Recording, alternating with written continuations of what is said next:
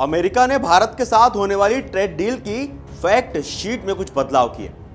देखने पर यह सिर्फ कागजी फेरबदल लग सकता है, लेकिन इनके पीछे भारत की किसान राजनीति, थाली का स्वाद और अंतरराष्ट्रीय कूटनीति का एक बहुत बड़ा खेल छिपा हुआ है। आइए समझते हैं कि आखिर दाल की इस हांडी में क्या पकड़ा है। दाल का गायब होना, रसोई से राजनीति तक का सफर, समझते हैं पूरा मामला क्या। व्हाइट हाउस की पहली लिस्ट में लिखा था कि भारत अमेरिकी इंडस्ट्रियल गुड्स के साथ साथ सर्टेन पल्सेस यानी कुछ दालों पर भी टैरिफ कम करेगा, लेकिन अपडेटेड लिस्ट से दाल शब्द को पूरी तरह गायब कर दिया गया। अब लिस्ट में सोया, तेल, मेवा, फल और शराब तो हैं, पर दाल नहीं है। ऐसा क्यों हुआ? भारत में दाल सिर्फ प्रोटीन का जरिया नहीं है, ये एमएसपी यानी न्यूनतम संवर्धन मूल्य और किसान आंदोलनों का सबसे संवेदनशील हिस्सा भी है। अगर अमेरिका से सस्ती दालें भारत आने लगती तो घरेलू बाजार में चने, मसूर और मटर के दाम गिर जाते। ऐसा क्यों हुआ, चलिए समझते हैं। भारत में दाल सिर्फ प्रोटीन का जरिया नहीं है, ये एमएसपी, न्यूनतम समर्थन मूल्य और किसान आंदोलनों का सबसे संवेदनशील हिस्सा है। अगर अमेरिका से सस्ती दालें भारत आने लगती तो घरेलू बाजार में चने, मसूर और मटर के दाम गिर जाते। इससे भारतीय किसानों को अपनी फसल का सही दाम नहीं मिलता और सरकार के खिलाफ एक नया किसान मोर्चा खुलने का डर भी रहता। भारत आत्मनिर्भर दाल मिशन पर काम कर रहा है। सरकार चाहती है कि किसान ज्यादा दाल उगाएं। अगर अमेरिका को स्थायी रियायत मिल जाती तो किसानों को लगता कि ज्यादा पैदावार करने पर भी विदेशी माल उनकी कमाई खा जाएगा। व्हाइट हाउस का हाथ खींचना बताता है कि भारत ने साफ कह दिया है कि दाल पर समझौता नहीं होगा। वादा नहीं, बस इरादा है। डील की भाषा में एक और बड़ा खेल हुआ। पहले लिखा था कि भारत 500 अरब डॉलर के अमेरिकी सामान खरीदने के लिए कमिटेड है यानी प्रतिबद्ध है। अब इसे बदलकर इंटेंट्स यानी इरादा रखता है कर दिया गया।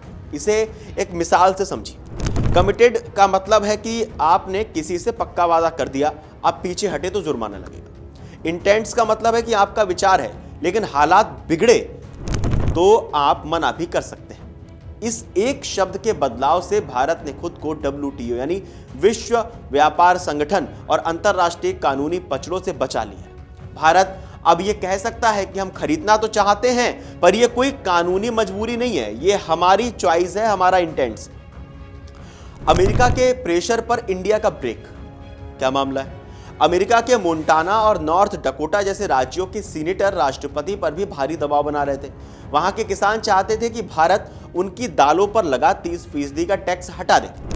शुरुआत में व्हाइट हाउस ने उनके दबाव में दालों को लिस्ट में डाल भी दिया था, लेकिन जैसे ही भारत में विरोध की सुगबुगाहट हुई और भारत सरकार ने कड़ा रुख अपनाया, अमेरिका को कदम पीछे खींचने पड़े। यह भारत की बढ़ती पावर का सबूत है। वॉशिंगटन को यह मानना पड़ा कि भारत का कृषि क्षेत्र एक ऐसी रेड लाइन है जिसे पार करना डील को ही खतरे में डाल सकता है। फिर भी क्या है इस डील की बड़ी तस्वीर, चलो समझते हैं। दालें भले ही हट गई, लेकिन यह ट्रेड डील भारत के लिए एक बड़ी जीत मानी जा रही है। रूसी तेल पर राहत, अमेरिका ने भारत पर जो 25% रशियन ऑयल पेनल्टी लगाई थी उसे हटा लिया गया है। टैरिफ में कटौती, दोनों देश आपसी टैरिफ को 50% से घटाकर करीब 18% के स्तर पर लाने को तैयार है। गिव एंड टेक, भारत ने दालों को बचा लिया, लेकिन इसके बदले में अमेरिकी मेवा यानी नट्स, सोया तेल और वाइन स्पिरिट्स के लिए अपने दरवाजे थोड़े और खोल दिए। कुल मिलाकर इस बदलाव का मतलब यह है कि भारत अब ग्लोबल ट्रेड की मेज पर सिर्फ सुनने वाला देश नहीं रहा, उसने दिखा दिया है कि वो अपने किसानों के हितों की रक्षा के लिए आखिरी मिनट पर भी शब्दों को बदलवा सकता है। भारत ने दालों पर अपनी नीति खुद तय करने का हक सुरक्षित रखा है और 500 अरब डॉलर की खरीद को सिर्फ एक इरादा बताकर अपनी आर्थिक स्वायत्तता यानी फाइनेंशियल ऑटोनॉमी को बरकरार रखा है। ये डील अब हार्ड ऑब्लिगेशन के बजाय एक फ्लेक्सिबल पार्टनरशिप की तरह दिख रही है। आप लोगों को क्या लगता है हमें कमेंट बॉक्स में जरूर बताएं और देश और दुनिया की तमाम बड़ी खबरें जानने के लिए देखते रहिए अमर उजाला। अगर आप ये वीडियो YouTube पर देख रहे हैं तो हमारे चैनल को सब्सक्राइब कर बेल आइकन दबाएं और Facebook पर देख रहे हैं तो हमारे पेज को लाइक करें।